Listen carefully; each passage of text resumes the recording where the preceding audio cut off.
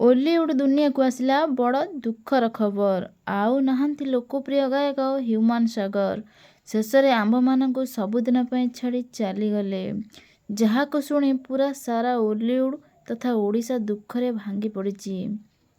ମାନେ କେହି ବି ବିଶ୍ୱାସ କରିପାରୁନାହାନ୍ତି ଏମିତି ହଠାତ୍ ହ୍ୟୁମାନ ସାଗର ଆରପାରିକୁ ଚାଲିଯିବେ ବୋଲି।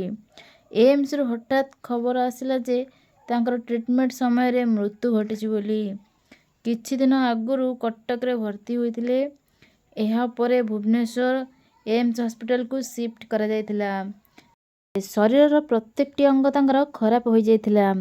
ଅନୁଭବଙ୍କ ସହ ପ୍ରତ୍ୟେକ କଳାକାରମାନେ ତାଙ୍କୁ ଦେଖା କରିବାକୁ ହସ୍ପିଟାଲ ଯାଇଥିଲେ ଏବଂ ମିଡ଼ିଆ ଆଗରେ ତାଙ୍କ ମା ଭୋ ଭୋ ହୋଇ କାନ୍ଦିଥିଲେ। ରାଜ୍ୟ ସରକାରଙ୍କୁ ଗୁହାରି କରିଥିଲେ ଯେ ହ୍ୟୁମାନଙ୍କ ପାଇଁ ଏକ ଏୟାରଲିଫ୍ଟ ଆମ୍ବୁଲାନ୍ସର ବ୍ୟବସ୍ଥା କରାଯାଉ।